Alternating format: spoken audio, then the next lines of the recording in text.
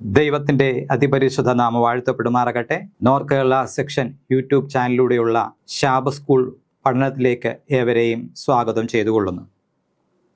കഴിഞ്ഞ ആഴ്ചയിൽ ദൈവത്തിൻ്റെ വികാരത്തെക്കുറിച്ചും എൻ്റെ മനസ്സലിവിനെക്കുറിച്ചും നമ്മൾ പഠിക്കുകയുണ്ടായി.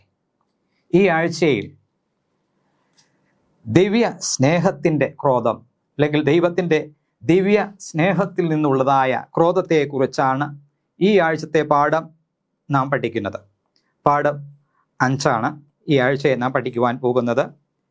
ഈ പാഠം തയ്യാറാക്കിയിരിക്കുന്നത് സങ്കീർത്തനം 78, യോനാ പ്രവചനം 4-ാം അധ്യായം 1 മുതൽ 4 വരെ, മത്തായിയുടെ സുവിശേഷം 10-ാം അധ്യായം 8-ാം വാക്യം, 21-ാം അധ്യായം 12 മുതൽ 13 വരെ, യിരെമ്യാ പ്രവചനം 51-ന്റെ 24, 25, റോമർക്ക് എഴുതിയ ലേഖനം 12-ാം അധ്യായം 17 മുതൽ 21 വരെയുള്ളതായ ഭാഗങ്ങളിൽ നിന്നാണ് ഈ ആഴ്ചത്തെ പാഠഭാഗം തയ്യാറാക്കിയിരിക്കുന്നത്.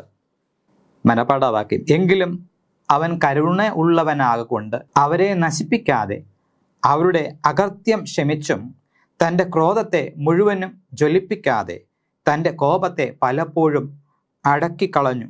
സങ്കീർത്തനം 78-ന്റെ 38-ാം വാക്യമാണ്. നമുക്ക് കണ്ടുളച്ച് പ്രാർത്ഥിക്കാം. ഞങ്ങളെ സ്നേഹിക്കുകയും പരിപാലിക്കുകയും ചെയ്യുന്ന സ്വർഗീയ പിതാവേ, തിരുനാമത്തിന് നന്ദിയോടെ ഞങ്ങൾ സ്തുതിക്കുന്നു, സ്തോത്രം ചെയ്യുന്നു. ഇന്ന് അങ്ങയുടെ വചനം പഠിക്കുവാൻ അടിയങ്ങൾ കടന്നു വന്നിരിക്കുന്നു. കർത്താവിൻ്റെ തിരുവെഴുത്തിലിരിക്കുന്നതായ സകല അത്ഭുതങ്ങളെയും കാണുവാൻ തക്കോണം അടിയങ്ങളുടെ കണ്ണുകളെ പ്രകാശിപ്പിക്കുമാറാകണം പ്രാർത്ഥിക്കുന്നു. അങ്ങയുടെ ആത്മാവിനാൽ അടിയങ്ങളെ ശക്തീകരിക്കണമെന്ന് പ്രാർത്ഥിക്കുന്നു. ഇന്ന് ഞങ്ങൾ കേൾക്കുന്ന ആ വചനത്തിനൊത്തവണ്ണം, ഞങ്ങൾ പഠിക്കുന്ന ആ വചനത്തിനൊത്തവണ്ണം അടിയങ്ങളുടെ ജീവിതങ്ങളെ ക്രമീകരിക്കുവാൻ, കർത്താവിൻ്റെ വരവ് വരെ വിശ്വസ്തയുള്ളവരായി ജീവൻ നയിക്കുവാൻ അടിയങ്ങളെ സഹായിക്കണമെന്ന് പ്രാർത്ഥിക്കുന്നു. അതുപോലെ ശാബ സ്കൂൾ പഠനത്തിനായി കടന്നു വന്ന എല്ലാ ദൈവമക്കളെയും അങ്ങയുടെ കരങ്ങളിൽ സമർപ്പിക്കുന്നു. കർത്താവിൻ്റെ സാന്നിധ്യം അവരോട് കൂടിയിരിക്കുകയും അനുഗ്രഹിക്കുകയും ചെയ്യണമേ. കൂടുതലായി അങ്ങയെക്കുറിച്ച് അറിയുവാൻ തക്കോണം അടിയങ്ങളെ ഓരോരുത്തരെയും ബലപ്പെടുത്തണം. കൂടുതലായ അറിവും ജ്ഞാനവും അവിടുന്ന് അടിയങ്ങൾക്ക് പകർന്നു നൽകണം. അല്പസമയം തിരുഭാഗയിരിക്കുന്നു. അങ്ങയുടെ അനുഗ്രഹങ്ങളാൽ ഞങ്ങളെ ശക്തീകരിക്കണം. സകല മാനവും മഹത്വവും പുകഴ്ചയും തിരുമേനി എടുക്കണം. യേശു മൂലം താഴ്മയായി ചോദിക്കുന്നു, കൃപയോടെ കേൾക്കണം. പരിശുദ്ധ പിതാവേ, ആമേൻ. പലപ്പോഴും പലരും ദൈവത്തിൻ്റെ സ്നേഹത്തെക്കുറിച്ച് വളരെ കൂടുതലായി പ്രസ്താവിക്കാറുണ്ട്. എന്നാൽ ദൈവ ക്രോധത്തെക്കുറിച്ച് അവർ ചിന്തിക്കുമ്പോൾ അവർ വളരെ ആശയക്കുഴപ്പത്തിലാകുന്നത് നമുക്ക് കാണുവാൻ കഴിയും. അവരുടെ ചിന്തകൾ എന്താണ് എന്ന് വെച്ചാൽ, അവർ വിചാരിക്കുന്നത് ദൈവം സ്നേഹമുള്ളവനായതുകൊണ്ട് ഒരിക്കലും കോപിക്കുവാൻ പാടുള്ളതല്ല എന്നുള്ള ഒരു ചിന്താഗതിക്കാരാണ്. പക്ഷേ ഈ ഒരു ആശയം വളരെ തെറ്റായ ആശയമാണ്.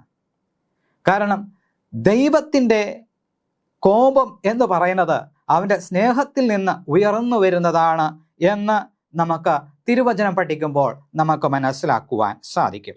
ചിലരുടെ വാദം പഴയ നിയമത്തിലെ ദൈവം ക്രോധമുള്ള ദൈവമാണ്, അല്ലെങ്കിൽ ക്രോധത്തിൻ്റെ ദൈവമാണ്. പുതിയ നിയമത്തിലെ ദൈവം സ്നേഹമുള്ള ദൈവമാണ്. ഇങ്ങനെ 2 രീതിയിൽ അവർ പറയുന്നത് നമുക്ക് കാണുവാൻ കഴിയും. എന്നാൽ ഈ 2 പുസ്തകത്തിലെയും ദൈവം ഒന്ന് തന്നെയെന്നും നമുക്ക് തിരുവചനം പഠിക്കുമ്പോൾ നമുക്ക് മനസ്സിലാക്കുവാൻ കഴിയും. പഴയ നിയമത്തിലെ ദൈവവും പുതിയ നിയമത്തിലെ ദൈവവും ഒന്ന് തന്നെയാണ്.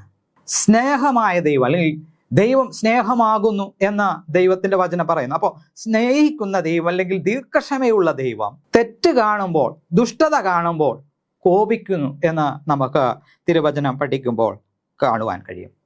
കർത്താവായ യേശു ക്രിസ്തുവിൻ്റെ ജീവിതത്തിലേക്ക് കടന്നു വരുമ്പോൾ അന്ന് യെരൂശലേമിൽ കണ്ടതായ പല ദുഷ്ടതയ്ക്കും എതിരെ കർത്താവ് കോപിക്കുന്നതായിട്ട് നമുക്ക് ദൈവത്തിൻ്റെ തിരുവചനം പഠിക്കുമ്പോൾ നമുക്ക് മനസ്സിലാക്കുവാൻ സാധിക്കും.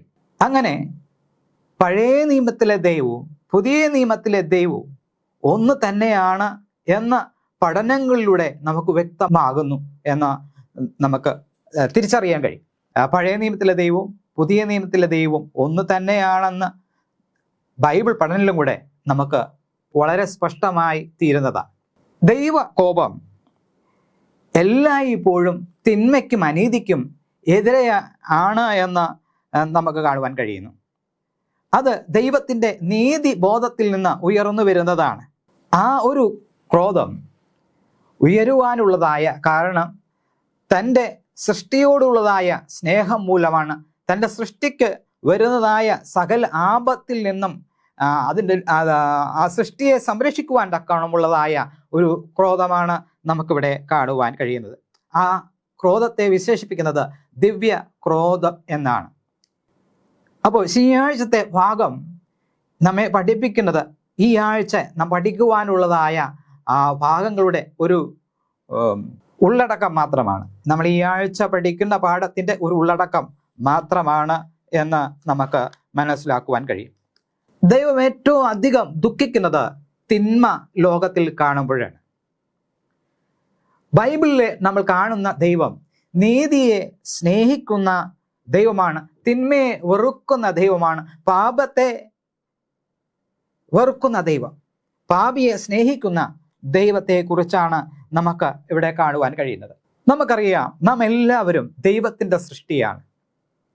നാം നേരിടുന്നതായ ഓരോ ആപത്തിൽ നിന്ന് നമ്മെ കാത്തു സൂക്ഷിക്കുക എന്നത് ദൈവത്തെ സംബന്ധിച്ച് ഏറ്റവും വിലപിടിപ്പുള്ളതായ ഒരു കാര്യമാണ്. തൻ്റെ ഓരോ ഭക്തന്മാരെ കണ്ണിലെ കൃഷ്ണമണി പോലെ ദൈവം കാക്കുകയും കരുതുകയും ചെയ്യും. ദൈവത്തിൻ്റെ വചനത്തിലൂടെ നാം പഠിക്കുമ്പോൾ പല പ്രാവശ്യമായി ദൈവത്തെ കരുതുന്ന ദൈവത്തിൻ്റെ സ്നേഹത്തെക്കുറിച്ച് നമുക്ക് കാണുവാൻ കഴിയും. കർത്താവായ യേശു ക്രിസ്തുവിൻ്റെ വചനത്തിലൂടെ തന്നെ നമുക്ക് കാണുവാൻ കഴിയുന്നത്, യെരുശലേമേ യെരുശലേമേ, പ്രവാചകന്മാരെ കല്ലെറിയുകയും കൊല്ലുകയും ചെയ്യുന്നവളെ, കോഴി തൻ്റെ കുഞ്ഞുങ്ങളെ ചിറകടിയിൽ ചേർക്കും പോലെ നിങ്ങളെ എൻ്റെ ചിറകിൻ കീഴിൽ ചേർപ്പാൻ എനിക്ക് എത്ര വട്ടം മനസ്സായിരുന്നു, നിങ്ങൾക്കോ മനസ്സായില്ല. അപ്പൊ ദൈവത്തിന് തൻ്റെ കുഞ്ഞുങ്ങളെ കാത്തു പരിപാലിക്കുക അത് വളരെ പ്രസാദകരമായ ഒരു കാര്യമാണ്. തൻ്റെ കുഞ്ഞുങ്ങൾ നഷ്ടപ്പെട്ടു പോകരുത് എന്നൊരു ചിന്തയാണ് ദൈവത്തിനുള്ളത്. അതുകൊണ്ട് തിന്മ ലോകത്തിൽ കാണുമ്പോൾ, ദൈവമക്കൾക്ക് നേരിടുന്നതായ തിന്മകളെ കാണുമ്പോൾ ദൈവം കോപിക്കുന്നു. തിരുവചനം പറയുന്നത് ദൈവം ദിനം പ്രതി കോപിക്കുന്നു എന്നാണ്. ഈ ഒരു പ്രതിഭാസത്തെ വേദപണ്ഡിതന്മാർ പറയുന്നത് കലാപത്തിൻ്റെ ചക്രം എന്നാണ്. കലാപത്തിൻ്റെ ചക്രം, ദൈവത്തെ ആവർത്തിപ്പിച്ച് കോപിപ്പിക്കുന്ന കാര്യത്തെക്കുറിച്ചാണ് കലാപ ചക്രം എന്ന് പറയുന്നത്. അത് താഴെ കാണുന്നതായാൽ അല്ലെങ്കിൽ ഇനി വിവരിക്കുന്നതായ കാര്യങ്ങളിലൂടെയാണ് നമുക്കത് കാണുവാൻ കഴിയുന്നത്. ദൈവത്തിൻ്റെ തിരുവെഴുത്ത് നാം പഠിക്കുമ്പോൾ ദൈവം മനുഷ്യരെ വീണ്ടെടുക്കുന്നു. മനുഷ്യൻ ദൈവത്തോട് മത്സരിക്കുന്നു. ദൈവകൽപ്പനയെ അവൻ തിരസ്കരിക്കുന്നു. ദൈവത്തിന് ഇഷ്ടമില്ലാത്തതായ പ്രവർത്തികളിൽ അവൻ പോകുന്നു. ഈ ഒരു അവസരത്തിൽ ദൈവത്തിൻ്റെ കരുതലിൽ നിന്ന് പിന്മാറുന്നതായിട്ട് നമുക്ക് കാണാൻ കഴിയും. ദൈവം മനുഷ്യരിൽ നിന്ന് അകലുന്നതായിട്ട് നമുക്ക് കാണാൻ കഴിയും. ഏദൻ തോട്ടത്തിൽ മനുഷ്യൻ പാപം ചെയ്തപ്പോൾ അവർക്ക് ഏദൻ പർദീസ നഷ്ടപ്പെട്ടു പോയി. ആ ഏദൻ തോട്ടത്തിലായിരുന്ന സന്ദർഭങ്ങളിലൊക്കെ വെയിലാറുന്നതായ സമയം കർത്താവ് തോട്ടത്തിൽ വരും എന്ന വചനം നമ്മെ പഠിപ്പിക്കുന്നു. അല്ലെങ്കിൽ ഉൽപ്പത്തി പുസ്തകത്തിൽ നമ്മൾ ഈ വണ്ണം വായിക്കുന്നു. ഉൽപ്പത്തി പുസ്തകം 3-ാം അധ്യായം 8-ാം വാക്യം അവിടെ ഈ വണ്ണം പറയുകയാണ്: വെയിലാറിയപ്പോൾ യഹോവയായ ദൈവം തോട്ടത്തിൽ നടക്കുന്ന ഒച്ച അവർ കേട്ടു. മനുഷ്യനും ഭാര്യയും യഹോവയെ ആയ ദൈവം തങ്ങളെ കാണാതിരിപ്പാൻ തോട്ടത്തിലെ വൃക്ഷങ്ങളുടെ ഇടയിൽ ഒളിച്ചു. യഹോവയായ ദൈവം മനുഷ്യനെ വിളിച്ചു, നീ എവിടെയെന്ന് ചോദിച്ചു. വളരെ വ്യക്തമായിട്ട് അവിടെ കാണുവാൻ കഴിയുന്നതാണ്. ദൈവം ഏദൻ പർദീസയൊക്കെ സൃഷ്ടിച്ച ശേഷം മനുഷ്യനെ അതിലാക്കി. എന്നാൽ മനുഷ്യൻ ദൈവത്തിൻ്റെ വചനത്തിന് വിപരീതമായി പ്രവർത്തിച്ചു, പാപിയായി തീർന്നു, ദൈവ തേജസ്സില്ലാത്തവരായി തീർന്നു. വെയിലാറിയപ്പോൾ യഹോവ തോട്ടത്തിൽ വന്നു. യഹോവ മനുഷ്യരോട് കൂടെ വാസം ചെയ്യുവാൻ ആഗ്രഹിക്കുന്നവനാണ്. അതുകൊണ്ട് മനുഷ്യരെ കാണുവാൻ, തന്റെ സൃഷ്ടിയെ കാണുവാൻ തക്കോണം യഹോവ ഇറങ്ങി വന്നപ്പോൾ, യഹോവയുടെ കാലൊച്ച കേട്ടപ്പോൾ മനുഷ്യന് ഒളിച്ചു, കാരണം പാപം ചെയ്തു. അപ്പൊ ഇവിടെ നമുക്ക് കാണുവാൻ കഴിയുന്നത് പാപം മൂലം മനുഷ്യൻ ദൈവവുമായിട്ട് അകന്നു പോകുന്നതായ ഒരു ചിത്രമാണ്. അങ്ങനെ അകന്നു പോകുമ്പോഴും ദൈവത്തിന്റെ മനസ്സ് വ്യാകുലപ്പെടും, അല്ലെങ്കിൽ വേദനിക്കുമെന്ന് കാണുവാൻ കഴിയും. മനുഷ്യൻ ദുഷ്ടത പ്രവർത്തിക്കുമ്പോഴും ദൈവത്തിന്റെ ഹൃദയം വേദനിക്കുമെന്ന് തിരുവചനം പറയുന്നു. ഉൽപ്പത്തി പുസ്തകം 6-ാം അധ്യായം അതിന്റെ 5-ാം വാക്യം നമ്മൾ വായിക്കുമ്പോൾ, ഭൂമിയിൽ മനുഷ്യന്റെ ദുഷ്ടത വലിയതെന്നും അവന്റെ ഹൃദയ വിചാരങ്ങളുടെ നിരൂപണമൊക്കെയും എല്ലായ്പ്പോഴും ദോഷമുള്ളതത്രയെന്ന് യഹോവ കണ്ടു. താൻ ഭൂമിയിൽ മനുഷ്യനെ ഉണ്ടാകുകൊണ്ട് യഹോവ അനുദപിച്ചു, അത് അവന്റെ ഹൃദയത്തിന് ദുഃഖമായി എന്ന് രേഖപ്പെടുത്തിയിരിക്കുന്നു. അപ്പോ തൻ്റെ സൃഷ്ടി പാപം ചെയ്യുമ്പോഴും, പാപത്തിൽ അകപ്പെടുമ്പോഴും, വേദനപ്പെടുമ്പോഴും, കഷ്ടത്തിലായിരിക്കുമ്പോഴും യഹോവയുടെ ഹൃദയം ദുഃഖിച്ചുകൊണ്ടിരിക്കും, വേദനപ്പെട്ടുകൊണ്ടിരിക്കും. കാരണം ദൈവത്തിന് ഏറ്റവും ഇഷ്ടമുള്ള ഒരു സൃഷ്ടിയാണ് മനുഷ്യൻ. തൻ്റെ സൃഷ്ടിയുടെ മകുടമാണ് എന്ന് നമുക്ക് തിരുവചനം പറയുന്നു. അപ്പോൾ മനുഷ്യനെ അത്രമാത്രം ദൈവം സ്നേഹിക്കുന്നു എന്നാണ് ദൈവത്തിന്റെ തിരുവചനം പറയുന്നത്. യോഹന്നാന്റെ സുവിശേഷം 3-ാം അധ്യായം 16-ാം വാക്യം നമുക്കെല്ലാവർക്കും സുപരിചിതമാണ്. തൻ്റെ ഏകജാതനായ പുത്രനെ നൽകുവാൻ തക്കോണം ദൈവം ലോകത്തെ സ്നേഹിച്ചു എന്ന് അവിടെ രേഖപ്പെടുത്തിയിരിക്കുന്നത് കാണുവാൻ കഴിയും. 3-ാം അധ്യായം 16-ാം വാക്യം ഈ വണ്ണമാണ് പറയുന്നത്: തൻ്റെ ഏകജാതനായ പുത്രനിൽ വിശ്വസിക്കുന്ന ഏവനും നശിച്ചു പോകാതെ നിത്യജീവൻ പ്രാപിക്കേണ്ടതിന് ദൈവം അവനെ നൽകുവാൻ തക്കോണം ലോകത്തെ സ്നേഹിച്ചു. ലോകത്തെ ദൈവം സ്നേഹിക്കുന്ന ഒരു ചിത്രമാണ് നമുക്കിവിടെ കാണുവാൻ കഴിയുന്നത്. ദൈവത്തെ ഉപേക്ഷിച്ചു പോയതായ മാനവരാശിയെ ദൈവം നിത്യമായി സ്നേഹിക്കുന്ന ഒരു കാഴ്ചയാണ് നമുക്ക് ഈ വാക്യത്തിലൂടെ നമുക്ക് കാണുവാൻ കഴിയുന്നത്. അവരെ നിത്യജീവങ്കിലേക്ക് കൊണ്ടുവരുവാൻ തക്കവണ്ണം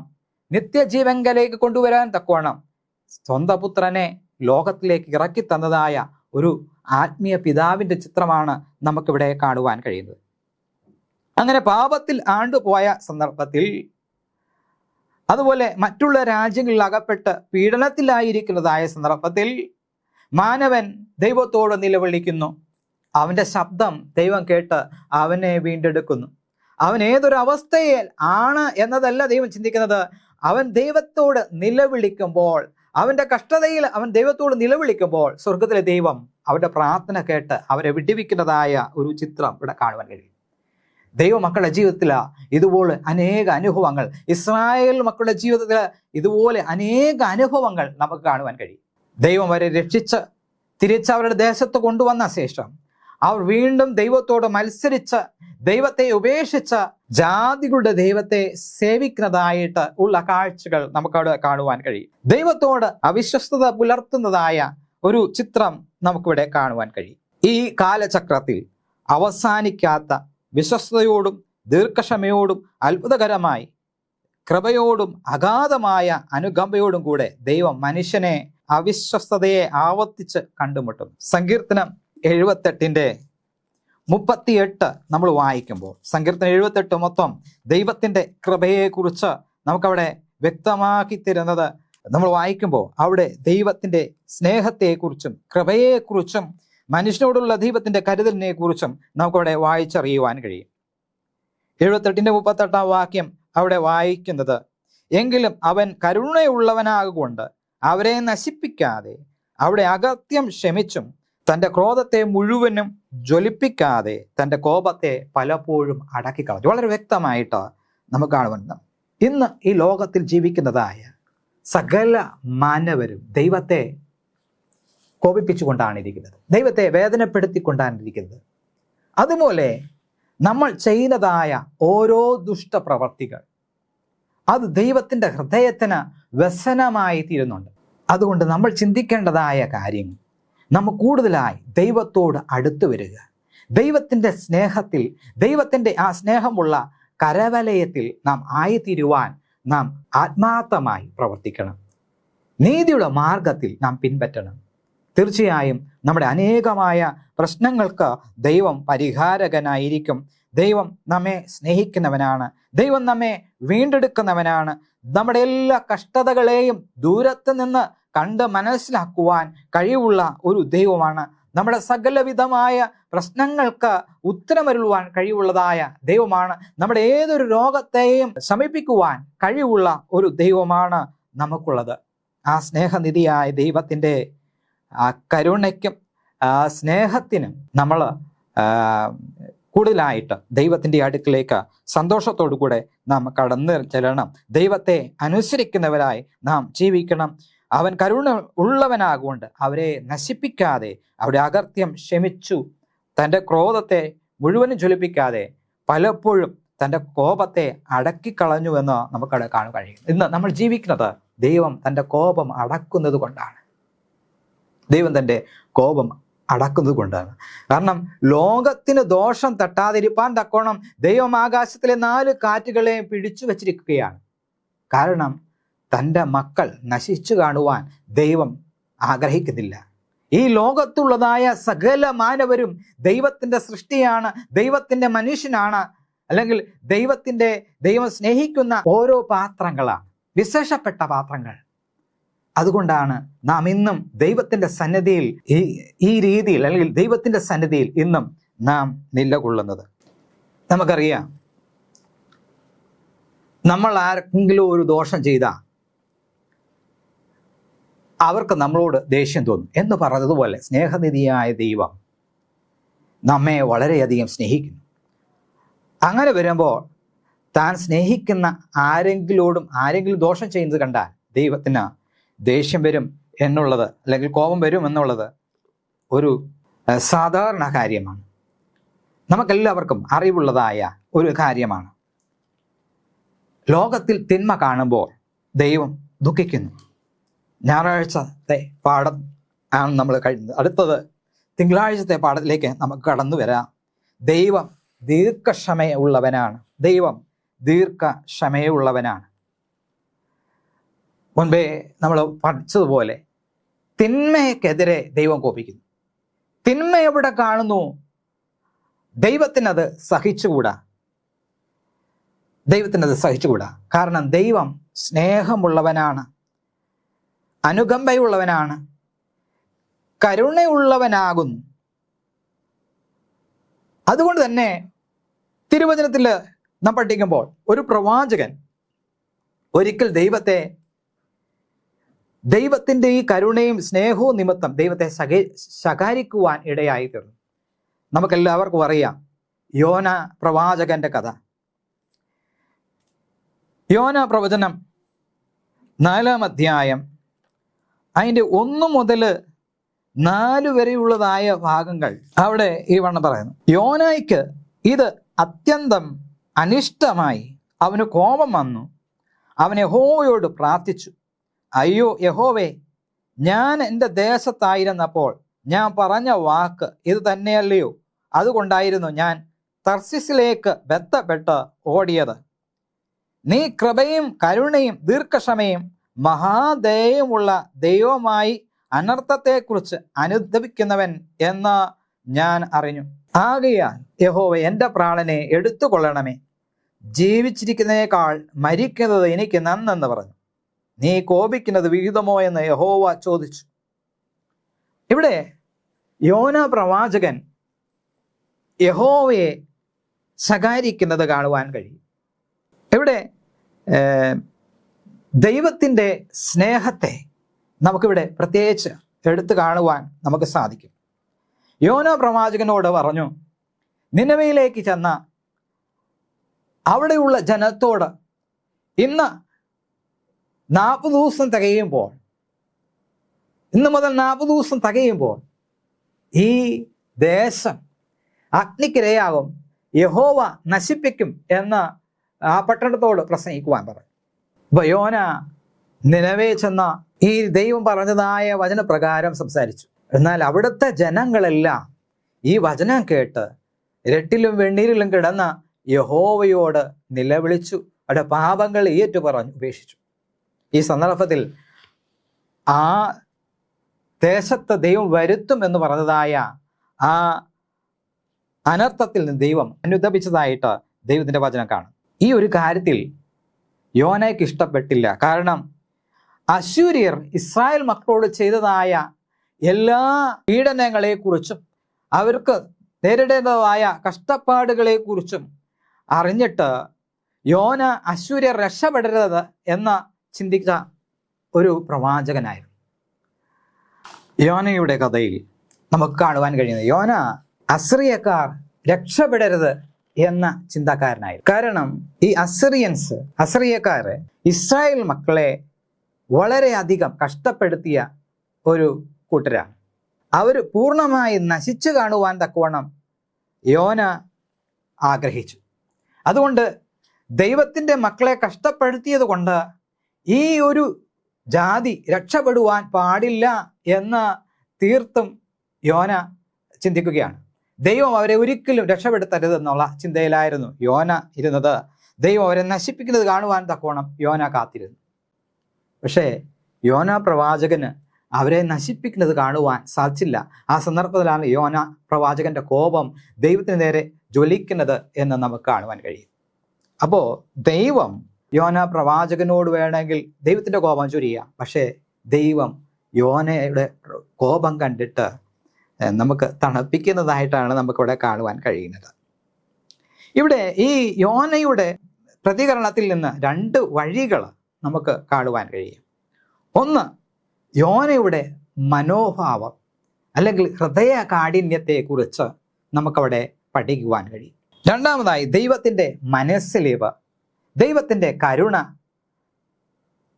ഏത് ജാതിയിലുള്ളവനായിരുന്നാലും അവൻ മനം തിരിയുമ്പോൾ ദൈവം അവരെ സ്നേഹിക്കുന്നതായിട്ട് നമുക്ക് കാണുവാൻ കഴിയും. എന്നാൽ ദൈവത്തിന്റെ തിരുവചനം പറയും, ഇത്താലിക് എന്ന പട്ടണത്തിലെ കൊർന്നല്യോസ് എന്ന ശതാധിപനോട് ദൈവത്തിന്റെ സ്നേഹമുണ്ടായിരുന്നു. ദൈവത്തിന്റെ ദൂതനെ അവൻ ദർശനത്തിൽ കണ്ടു. നിന്റെ ധർമ്മം ദൈവത്തിന്റെ അടുക്കൽ എത്തിയിരിക്കുന്നുവെന്ന് ദൂതൻ അവനോട് പറഞ്ഞു.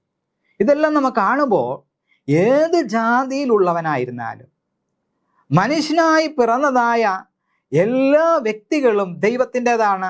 ദൈവം അവരെ സ്നേഹിക്കുന്നു. അവരുടെ തെറ്റുകളാണ് ദൈവവും അവരും തമ്മിൽ അകറ്റുന്നത് എന്ന് നമുക്ക് കാണാൻ കഴിയും.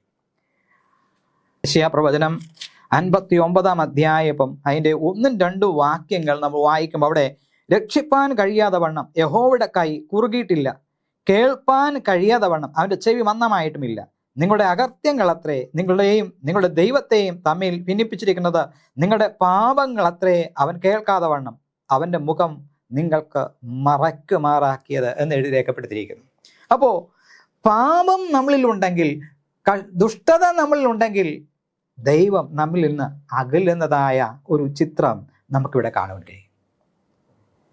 അപ്പോൾ ഈ ജനത്തെ നശിപ്പിക്കുമെന്നുള്ളതായ സന്ദേശം നിനവേക്കാർക്ക് കിട്ടിയപ്പോൾ അവർ രട്ടിലും വെണ്ണീരിലും കിടന്ന് മാനസാന്തരപ്പെടുന്നതായ ഒരു അനുതപിക്കുന്നതായ സാഹചര്യം നമുക്കിവിടെ കാണാൻ കഴിയും. അങ്ങനെ അനുതപിക്കുന്നതായ ഈ ജനത്തോട് ദൈവത്തിന്റെ കൃപയാണ് നമുക്കവിടെ കാണുവാൻ കഴിയും. ദൈവം അവരോട് കരുണ കാണിച്ചു. ദൈവം അവരോട് ദീർഘക്ഷമ കാണിക്കുന്നു എന്ന് നമുക്ക് കാണാൻ കഴിയും. ഈ ദീർഘക്ഷമയെ എബ്രായ ഭാഷയിൽ എറക് അഫ് എന്ന് പറഞ്ഞ ഒരു പദമാണ് എബ്രായ പദത്തിൽ കൊടുത്തിരിക്കുന്നത്. എറക് അഫ്.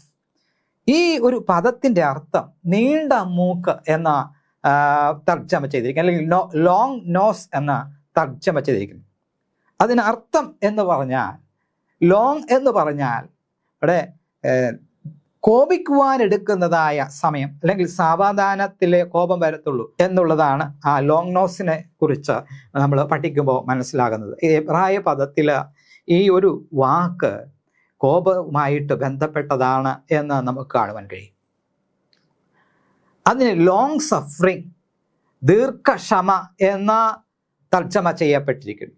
കോപിക്കുന്നതിന് മനുഷ്യൻ അധിക സമയം എടുക്കാതിരിക്കുമ്പോൾ ദൈവം അങ്ങേയറ്റം ദീർഘക്ഷമയുള്ളവനാണെന്നും ഔദാര്യമായി സമൃദ്ധിയായി കൃപ ചൊരിയുന്നവനാണെന്നും നമുക്ക് മനസ്സിലാക്കുവാൻ കഴിയും. മനുഷ്യനെ സംബന്ധിച്ചോളം പെട്ടെന്ന് കോപിക്കുന്നവരാണ്. ചിലർ മുൻകോപികളാണെന്ന് പറയും. എന്നെ സംബന്ധിച്ചോളം ഞാനും ചില സമയത്ത് എടുത്ത് ചാട്ടക്കാരന്. പക്ഷെ ദൈവത്തെ സംബന്ധിച്ചെന്ന് പഠിക്കുമ്പോൾ ദൈവം ദീർഘക്ഷമയുള്ളവനാണ്. ദൈവം ദീർഘക്ഷമയുള്ളവനായത് കൊണ്ടാണ് ഇന്ന് നാം ഈ ഭൂമുഖത്ത് നമുക്ക് സന്തോഷത്തോടു കൂടെ ജീവിക്കുവാൻ നമുക്ക് സാധിക്കുന്നത്. ദൈവത്തിൻ്റെ ദീർഘക്ഷമയെ, ദൈവത്തിൻ്റെ കരുണയെ, ദൈവത്തിൻ്റെ നിത്യമായ സ്നേഹത്തെയാണ് നമ്മൾ കാൽവറി ക്രൂശിൽ നമുക്ക് കാണുവാൻ കഴിയുന്നത്. എഴുതിയ ലേഖനം 3-ാം അധ്യായം 24, 25, 26 വാക്യങ്ങളിൽ നമുക്ക് ഈ വണ്ണം വായിക്കുവാൻ കഴിയുന്നു. അവൻ്റെ കൃപയാൽ ക്രിസ്തുയേശുവിലെ വീണ്ടെടുപ്പ് മൂലം സൗജന്യമായത്രേ നീതീകരിക്കപ്പെടുന്നത്. വിശ്വസിക്കുന്നവർക്ക് അവൻ തൻ്റെ രക്തം മൂലം പ്രായശ്ചിത്തമാകുവാൻ ദൈവം അവനെ പരസ്യമായി നിർത്തിയിരിക്കുന്നു.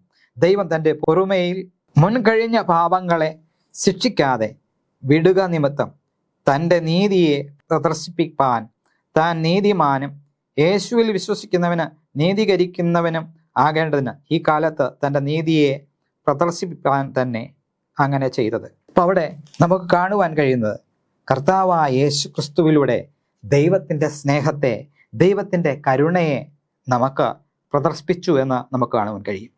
അവനിൽ വിശ്വസിക്കുന്നവർക്ക് അവൻ നീതിയും നീതീകരിക്കുന്നവനും ആകേണ്ടതിന് ദൈവം തന്നെ ക്രൂശിലൂടെ പാപത്തിന് തിന്മയ്ക്ക് പരിഹാരം ഉണ്ടാക്കുന്നു. അവിടെ നമുക്ക് കാണുവാൻ കഴിയും നാം മരിക്കേണ്ടതായ സ്ഥാനത്ത് കർത്താവ് നമുക്ക് വേണ്ടി മരിച്ചു. കാരണം അവൻ കരുണയുള്ളവനാണ്, നമ്മുടെ പാപങ്ങളെ അകറ്റുവാൻ അവൻ കരുണയുള്ളവനാണ് എന്ന് അവിടെ വ്യക്തമായി നമുക്ക് കാണുവാൻ കഴിയും. അതുകൊണ്ട് പ്രിയമുള്ള ദൈവമക്കളെ, ദൈവം സമൃദ്ധിയായി നമ്മളോട് കരുണയുള്ളവനാണ്. ദൈവം നമുക്ക് സമൃദ്ധിയായി നമുക്ക് കൃപയെ ചൊരിയുന്നവനാണ്, കരുണ നമ്മളോട് കാണിക്കുന്നവനാണ്. ആയതിനാൽ നാമും മറ്റുള്ളവരിലേക്ക് ഈ ദൈവത്തിൻ്റെ കരുണയെ പകർന്നു നൽകണം. ദൈവം നമ്മോട് കരുണയുള്ളവനായിരിക്കുന്നത് പോലെ നാം മറ്റുള്ളവരോടും കരുണയുള്ളവരായി തീരണം. പാപം നമ്മിൽ പ്രവേശിക്കാതെ ദൈവകരങ്ങളിൽ പൂർണ്ണമായി സമർപ്പിച്ച് നാം നീങ്ങേണ്ടത് ആവശ്യമാണ്. ആ ദൈവകരങ്ങളിൽ നാം നമ്മെ തന്നെ സമർപ്പിക്കാം. ദൈവം ദീർഘക്ഷമയുള്ളവനാണ്. നമ്മുടെ പാപങ്ങളെ അവൻ ഓർക്കാതെ വണ്ണം നമ്മുടെ ലംഘനങ്ങളെ, അനേകമായ ലംഘനങ്ങളെ മായച്ചു കളയുന്നവനാണ്. ആ സ്നേഹനിധിയായ ദൈവത്തിൻ്റെ അടുക്കിലേക്ക് നമുക്ക് കടന്നു പോകാം. നമുക്ക് ചൊവ്വാഴ്ച പാഠത്തിലേക്ക് നമുക്ക് കടന്നു വരുമ്പോൾ അവിടെ ദൈവത്തിൻ്റെ ന്യായമായ രോഷത്തെക്കുറിച്ച് അവിടെ പ്രതിപാദിക്കുന്നു. ദൈവത്തിൻ്റെ പുസ്തകം അല്ലെങ്കിൽ ദൈവത്തിൻ്റെ തിരുവചനം ന്യായമായ കോപത്തെക്കുറിച്ച് നമ്മെ പഠിപ്പിക്കുന്നു. സ്നേഹത്തിൽ നിന്ന് ഉയർന്നു വരുന്നതായ കോപത്തെക്കുറിച്ച് നമ്മെ പഠിപ്പിക്കുന്നു. ദിവ്യ ക്രോധം എന്ന് നമ്മൾ മുമ്പേ പഠിച്ചു. അതിന് ഉദാഹരണമായിട്ട് നമ്മൾ ചിന്തിക്കുക, നമ്മളുടെ കുഞ്ഞുങ്ങൾ പുറത്ത് കളിച്ചു കൊണ്ടിരിക്കുന്നതായ സന്ദർഭത്തിൽ ആരെങ്കിലും പുറത്തു വന്ന് അവനെ ആക്രമിക്കുകയോ അടിക്കുകയോ ചെയ്താൽ പെട്ടത്തിൽ അല്ലെങ്കിൽ ക്ഷണത്തിൽ അവൻ്റെ അമ്മയ്ക്ക് കോപം വരും. ചിലപ്പോൾ അവരോട് ദേഷ്യം തോന്നുന്നത് നമുക്ക് കാണുവാൻ കഴിയും. ചിലർ ദേഷ്യം തോന്നുന്നത് മാത്രമല്ല, പെട്ടെന്ന് പ്രതികരിക്കുകയും കൂടെ ചെയ്യും. ചില മാതാപിതാക്കന്മാർക്ക് അവിടെ കുഞ്ഞുങ്ങളെ കളിയാക്കുകയോ അവരെ അടിക്കുകയോ ചെയ്യുന്നത് വളരെ ദേഷ്യമുള്ള കാര്യമാണ്. ഇതുപോലെയാണ് നമ്മുടെ ദൈവം. തൻ്റെ കുഞ്ഞുങ്ങളെ ആരെങ്കിലും ഉപദ്രവിക്കുന്നുവെന്ന് കണ്ടാൽ ദൈവത്തിന് കോപം വരുന്നത് ന്യായമാണ്. പ്രത്യേകിച്ച് വിധവമാരെയും അനാഥരെയും ദരിദ്രരെയും മുതലെടുക്കുന്നതായ ഓരോ വ്യക്തികളോടും ദൈവത്തിൻ്റെ കോപം ചൊരിയുമെന്ന് നമുക്ക് കാണുവാൻ കഴിയും. ദൈവം അതുകൊണ്ട് വിധവമാരെക്കുറിച്ചും അനാഥരെക്കുറിച്ചും ദരിദ്രരെക്കുറിച്ചും അവരെ കൈക്കൊള്ളുന്നവർക്കുള്ള അനുഗ്രഹത്തെക്കുറിച്ചും ദൈവത്തിൻ്റെ വചനത്തിൽ പറഞ്ഞിട്ടുണ്ട്. അത് തന്നെ നമ്മെ മനസ്സിലാക്കുന്നത് അങ്ങനെ അടിച്ചമർത്തപ്പെട്ടവരോടൊരു പ്രത്യേക സ്നേഹം ദൈവത്തിനുണ്ട്. ദൈവം താഴ്മയും മനസ്സലിവും ഉള്ളവൻ ഹൃദയത്തിൽ, മനസ്താപമുള്ള ഹൃദയത്തിൽ ദൈവം വസിക്കുന്നു എന്നാണ് ദൈവത്തിൻ്റെ വചനം പറയുന്നത്. അപ്പോൾ താഴ്മയും മനസ്താപമുള്ള ഹൃദയത്തിൽ ദൈവം വസിക്കും. ആ ഒരു കാര്യം കൊണ്ടാണ് ദാവീദ് രാജാവിനോട് കൂടെ ദൈവം ഉണ്ടായിരുന്നു. ദാവീദ് രാജാവിനെ കുറിച്ച് ദൈവം പറഞ്ഞത് ദൈവ ഹൃദയ പ്രകാരമുള്ള മനുഷ്യനെന്ന്. കാരണം ദാവീദ് രാജാവ് പാപം ചെയ്യും. ആ പാപം ചെയ്ത് കഴിഞ്ഞപ്പോൾ അതിനെക്കുറിച്ച് മനസ്സിലാക്കി കഴിഞ്ഞപ്പോൾ രട്ടിലും വെണ്ണീറിലും കിടന്ന് അനുതപിക്കുന്നത് നമുക്ക് കാണും. ഇന്നത്തെ കാലത്ത് തെറ്റ് ചെയ്യുന്നവരാരും അനുതപിക്കുന്ന പരിപാടി കാണുന്നില്ല. ചിലർ എന്ത് ചോദിച്ചാലും സമ്മതിക്കത്തില്ല. അപ്പൊ അതേ ഒരു അവസ്ഥയിലാണ് ഇന്നത്തെ ലോകം പോകുന്നത്. നമ്മൾ ഈ ദാവീദ് രാജാവിനെ പോലെ ദൈവഹൃദയ പ്രകാരമുള്ളവരായി തീരണം. ദൈവം അതാണ് നമ്മിൽ നിന്ന് ആഗ്രഹിക്കുന്നത്. മനുഷ്യനിൽ നിന്ന് ദൈവം ആഗ്രഹിക്കുന്നത് എന്താണെന്ന് ദൈവത്തിന്റെ വചനം പറയുന്നു. മീഖ പ്രവചനം 6-ാം അധ്യായം അതിന്റെ 8-ാം വാക്യം വായിക്കുന്നത്, മനുഷ്യ, നല്ലത് എന്തെന്ന് അവൻ നിനക്ക് കാണിച്ചു തന്നിരിക്കുന്നു. ന്യായം പ്രവർത്തിപ്പാനും ദയ തൽപരനായിരിക്കാനും നിന്റെ ദൈവത്തിന്റെ സന്നിധിയിൽ താഴ്മയോടും നടപ്പാനുമല്ലാതെ എന്താകുന്നു യഹോവ നിന്നോട് ചോദിക്കുന്നത്. അപ്പോൾ നമ്മൾ ദയ തൽപരരായിരിക്കണം, ന്യായം പ്രവർത്തിക്കണം, ദൈവത്തിന്റെ സന്നിധിയിൽ താഴ്മയോടെ നടക്കണം. അതുകൊണ്ട് താഴ്മയും മനസ്താവുമുള്ള ഹൃദയങ്ങളിൽ ദൈവം വസിക്കും. ദൈവത്തിന്റെ വചനപ്രകാരം ജീവിക്കുന്ന ഓരോ ദൈവവചനോട് കൂടെ ദൈവം വസിക്കുമെന്ന ദൈവത്തിന്റെ വചനം പറയുന്നു. അപ്പം അങ്ങനെ ദൈവചിന്തയോട് കൂടെ ജീവിക്കുന്ന ദൈവമക്കളെ ഉപദ്രവിക്കുമ്പോൾ ദൈവം കോപിക്കുന്നു. കർത്താവായ യേശു ക്രിസ്തുവിന്റെ ജീവിത നാളുകളിൽ കർത്താവ് പലവട്ടം കോപിച്ചതായിട്ട് ദൈവത്തിന്റെ തിരുവചനം പറയുന്നു. ഒന്ന്, പരീശന്മാർ അല്ലെങ്കിൽ ഇസ്രായേൽ മക്കൾ യെരുശലേം ദേവാലയം ഒരു കച്ചവടം, യെരുശലേം ആലയത്തിനുള്ളിൽ കച്ചവടം നടത്തിയതായ സന്ദർഭത്തിൽ കർത്താവ് അവരെ ശാസിക്കുന്നത് നമുക്ക് കാണുവാനില്ല. എല്ലാവരെയും ചമ്മട്ടി കൊണ്ട് അടിച്ച് പുറത്തിറക്കി എന്ന് നമുക്ക് കാണുവാൻ കഴിയും. ആ ഒരു സന്ദർഭത്തിൽ യേശുക്രിസ്തുവിന്റെ കോപം നമുക്ക് ദർശിക്കുവാൻ കഴിയും. വളരെ കോപിക്കുന്നതായ ഒരു സാഹചര്യം, അത് നീതിയിൽ നിന്ന് ഉയർന്നു വരുന്നതായ കോപമാണ്. യേശുക്രിസ്തു അവരോട് പറഞ്ഞു, എൻ്റെ ആലയം, എൻ്റെ പിതാവിൻ്റെ ആലയം പ്രാർത്ഥനയാലയം എന്ന് വിളിക്കപ്പെടും. അത് നിങ്ങൾ കൊള്ളക്കാരുടെയും കള്ളന്മാരുടെയും ഗുഹയാക്കി എന്നാണ് അവിടെ പറഞ്ഞിരിക്കുന്നത്. അപ്പോ ദേവാലയത്തിൽ അതിനുള്ളതായ ഭക്തി കാണിക്കാതിരിക്കുമ്പോൾ, ദേവാലയത്തിൽ കൊള്ളരുതായ്മ കാണിക്കുമ്പോൾ യഹോവ കോപിക്കുന്നുവെന്ന്, ദൈവം കോപിക്കുന്നുവെന്ന് നമുക്ക് മനസ്സിലാക്കുവാൻ കഴിയും. മർക്കോസിന്റെ സുവിശേഷം 10-ാം അധ്യായം അവിടെ നമുക്ക് കാണുവാൻ കഴിയുന്നത്, കർത്താവിന്റെ അടുക്കിലേക്ക് ശിശുക്കളെ കൊണ്ടുവന്നതായ സമയത്ത് ശിഷ്യന്മാർ തടുത്തപ്പോൾ യേശു കോപിച്ചു എന്ന് നമുക്ക് കാണാൻ കഴിയും. അതുപോലെ തന്നെ കർത്താവ് ശബത്തിൽ സൗഖ്യമാക്കിയപ്പോൾ പരീശന്മാർ കർത്താവ് ശബത്ത് ലംഘിച്ചു എന്ന് പറയുവാൻ കുറ്റം ചുമത്തുന്നത് ആ സന്ദർഭത്തിൽ ദൈവം കോപിക്കുന്നത്, യേശു കോപിക്കുന്നത് നമുക്കിവിടെ കാണുവാൻ കഴിയും. ഇതെല്ലാം നമ്മെ വിളിച്ചറിയിക്കുന്നത് ദൈവത്തിൻ്റെ കോപം എന്ന് പറയുന്നത് അവൻ്റെ നീതിയിൽ നിന്ന് ഉയർന്നു വരുന്നതാണ്. അത് ദിവ്യ കോപമാണ്, ന്യായമായ കോപമാണ് എന്ന് നമുക്കിവിടെ കാണുവാൻ പ്രത്യേകമായി ശ്രദ്ധിക്കുവാൻ കഴിയും. അപ്പോ ദൈവത്തിൻ്റെ കോപം ന്യായമാണ് എന്ന് ഇന്നത്തെ വചനം നമ്മെ പഠിപ്പിക്കുന്നു. നമുക്ക് വീണ്ടും ബുധനാഴ്ചത്തെ പാഠത്തിലേക്ക് നമുക്ക് കടന്നു വരാം. ദൈവം മനസ്സോടെ ദുഃഖിപ്പിക്കുന്നില്ല. പലപ്പോഴും നമ്മൾ വിചാരിക്കും, ദൈവം എന്തുകൊണ്ടാണ് എനിക്ക് ഈ കഷ്ടത തന്നത് എന്നുള്ളതായ ചിന്ത വരും. എന്നാൽ ദൈവത്തെ സംബന്ധിച്ച് നാം പഠിക്കുമ്പോൾ ദൈവം താഴ്ന്ന നിരയിലുള്ളവർക്കും അടിച്ചമർത്തപ്പെട്ടവർക്കും അനുകൂലമായി തൻ്റെ അഭിനിവേശവും ഇരകളോടും അടിച്ചമർത്തലുകളോടുമുള്ള തൻ്റെ നീതിനിഷ്ഠമായ രോഷം പ്രകടിപ്പിക്കുന്നത് ബൈബിളിലുടനീളം ആവർത്തിച്ച് നമുക്ക് കാണുവാൻ സാധിക്കും. ദൈവം താഴ്മയുള്ളവരോടുകൂടെയും അടിച്ചമർത്തപ്പെട്ടവരോടുകൂടെയും അവർക്കനുകൂലമായി ദൈവം എപ്പോഴും നിലകൊള്ളുന്നുവെന്ന് ബൈബിൾ ഉടനീളം പഠിക്കുമ്പോൾ നമുക്ക് മനസ്സിലാക്കുവാൻ സാധിക്കും. ലോകത്തിൽ തിന്മയില്ലായിരുന്നുവെങ്കിൽ ദൈവം ഒരിക്കലും കോപിക്കുകയില്ലായിരുന്നു. തിന്മ തൻ്റെ സൃഷ്ടിക്ക് വേദന ഉണ്ടാക്കുന്ന ഒന്നാണ്, ദൈവത്തിൽ നിന്ന് വേർപെടുത്തുന്ന ഒന്നാണ്. പാപം ദൈവത്തിൽ നിന്ന് വേർപെടുത്തുമ്പോൾ അതേറ്റവും വലിയ ഒരു വേദനാജനകമായ ഒരു കാഴ്ചയാണ്. നമുക്ക് ഏറ്റവും ഇഷ്ടപ്പെട്ടതായ ബന്ധുക്കൾ നമ്മെ വേർവിട്ടു പോകുമ്പോൾ, സ്നേഹിതർ നമ്മെ തഴയുമ്പോൾ, അത് നമ്മുടെ ഹൃദയത്തിന് ഏറ്റവും വേദനാജനകമായ ഒരു കാര്യമാണ്. ദൈവം മനുഷ്യനെ സ്നേഹിക്കുന്നത് കൊണ്ടാണ് അവൻ ദുഷ്ടതയിൽ അകപ്പെടുമ്പോൾ, അവന് മുറിവേൽക്കുമ്പോൾ ദൈവത്തിന് മുറിവേൽക്കുന്നുവെന്ന് നമുക്കിവിടെ കാണുവാൻ കഴിയും.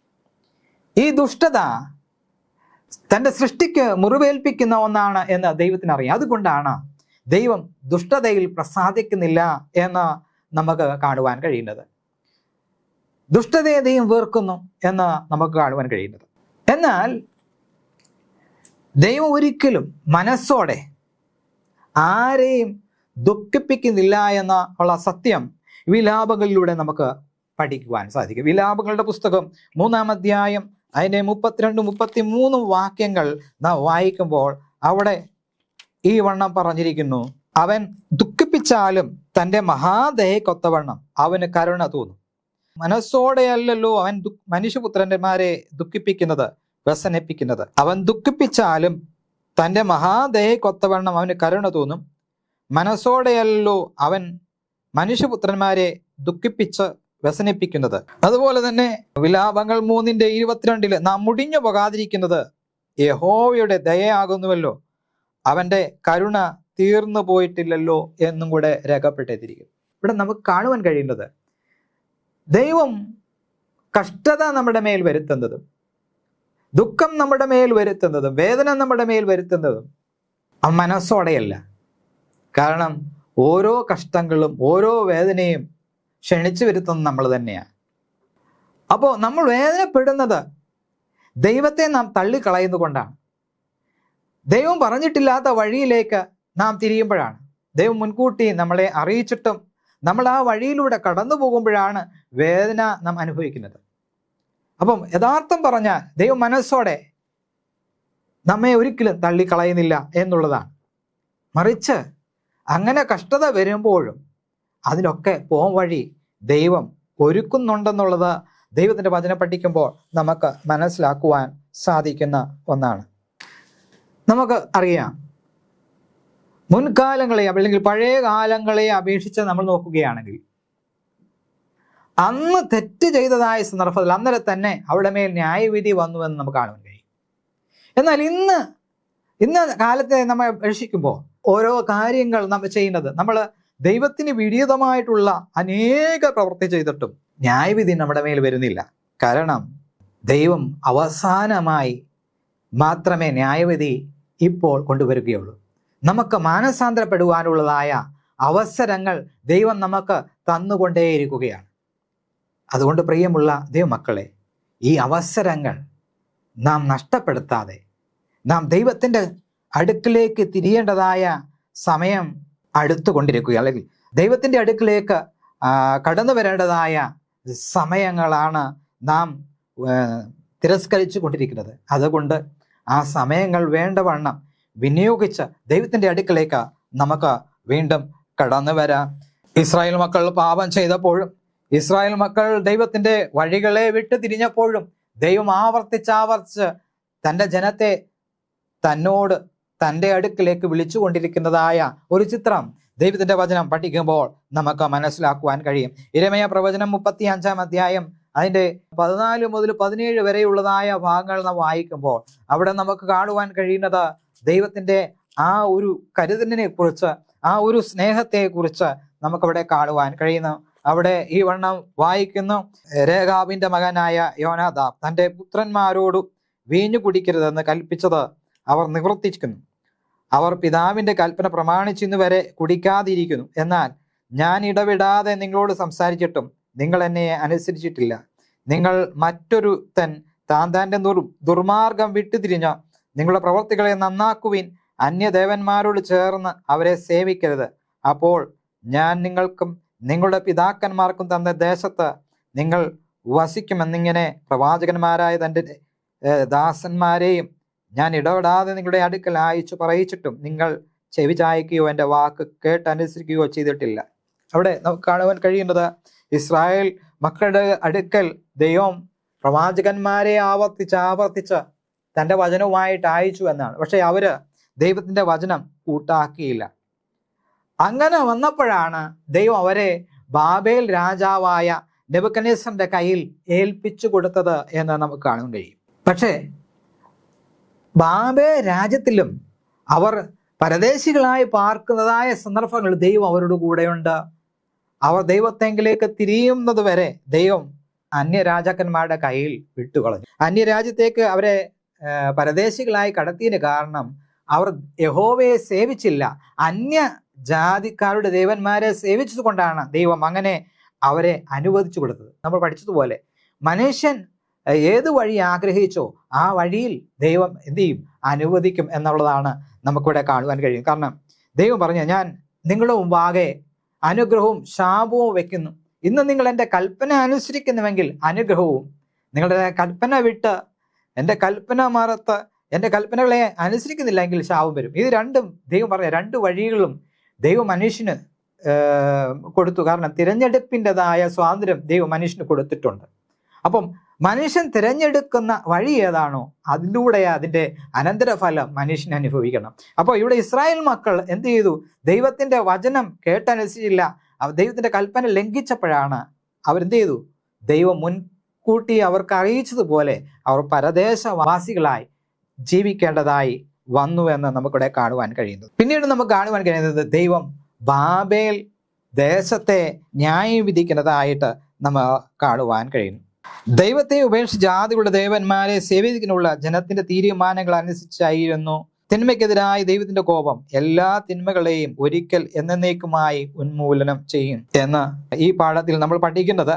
ദൈവം ഒരിക്കലായിട്ട് എല്ലാ തിന്മയെയും ഉന്മൂലനം ചെയ്യും എന്നുള്ളതാണ്. നമ്മൾ വ്യാഴാഴ്ച പാഠത്തിലേക്ക് കടന്നു വരുമ്പോൾ അവിടെ മനസ്സലിവ് കാണിക്കുക.